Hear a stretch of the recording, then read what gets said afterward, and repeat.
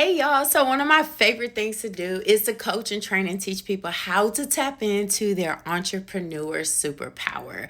One of the things that I was actually talking about today with one of my team members is how she is already dynamic, she's already perfect, she's amazing, she's all these things. And I remembered when I was on my journey of trying to figure out if I was going to remain an entrepreneur full time or if I was going to update my resume and go back to the job force. Y'all, I have not worked a job since I was laid off from my six-figure career March 31st, 2016.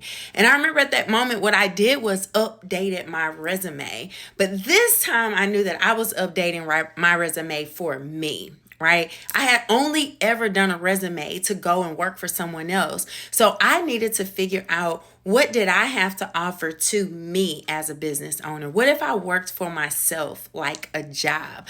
A lot of people fear entrepreneurship and they say some crazy stuff like, they can't focus, they have a problem with discipline, they struggle with consistency. However, when they go and work jobs, guess what? They are disciplined to go to work Monday through Friday.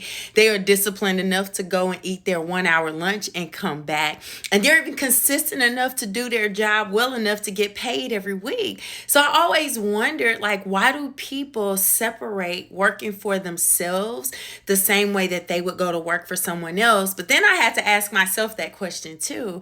And so I started writing out my skills, asking myself, now, if I were to be hired, how would I go and work for that person? That's how I start showing up for my business. And it only took me a year and a half after losing my job, going through that process, to then pay myself a six-figure income. And I haven't earned anything less ever since. Guys, I want to encourage you, if you are that person that need additional income, you're literally looking for personal freedom, time freedom, and financial freedom, I want you to unlock your imagination and ask yourself, what would it look like if you were to go to work for you?